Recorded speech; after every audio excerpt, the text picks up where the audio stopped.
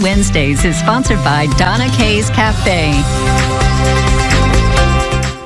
Well, it's Weather Wednesday, a time when we get to talk about the weather a little more in depth and help you understand how it can impact us here in Kern County. And today we're looking ahead to Groundhog Day with a kind of rodent forecaster instead of Kevin and Candy and I giving you the official forecast. So we wanted to talk about kind of the fun behind this holiday.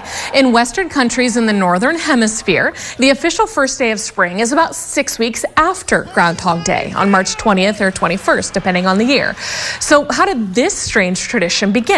Well, the earliest known American reference to Groundhog Day is in the Historical Society of Berks County in Reading, Pennsylvania. That reference made on February 4th, 1841 in Morgantown for storekeeper James Morris's diary. As he wrote, last Tuesday, the 2nd, was Candlemas Day, the day on which, according to the Germans, the groundhog peeps out of his winter quarters, and if he sees his shadow, he pops back for another 6 weeks nap. But if the day be cloudy, he remains out, as the weather is to be moderate. So here's a graphic from the National Weather Service that we find hilarious, showing the statistics of the actual weather compared to the groundhog's forecast. It's actually less accurate than a coin flip. He only calls it correctly about 30% of the time. Since 1887, Phil has predicted more winter 107 times and an early spring just 20 times. Over the last decade, he has called the forecast correctly only 3 times out of 10.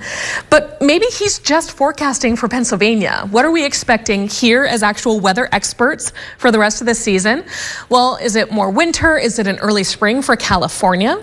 The long-range forecasts from the Climate Prediction Center are showing an early spring. You can see this monthly forecast for the next 3 months shows the seasonal temperature. That is on the left for California, looking pretty average.